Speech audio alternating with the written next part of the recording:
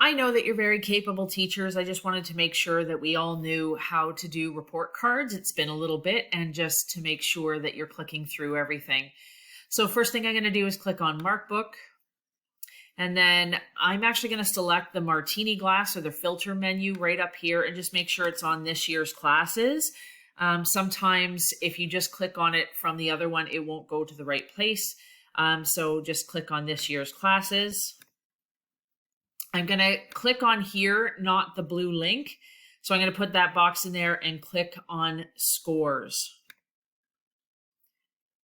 And once we're in here, what we should be seeing is a mark your learning skills, and just a reminder how to do comments, that you just click on that little box right there. You can skip through and save that one and go to the next.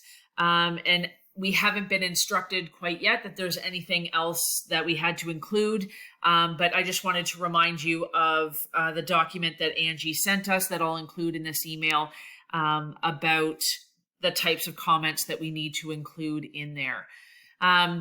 One thing that I want you to make sure is just that it says post columns term and that it says Q1 T1. Our final report cards are going to be Q1 T2, and that we are required to have a grade, all the learning skills, and a comment in these report cards.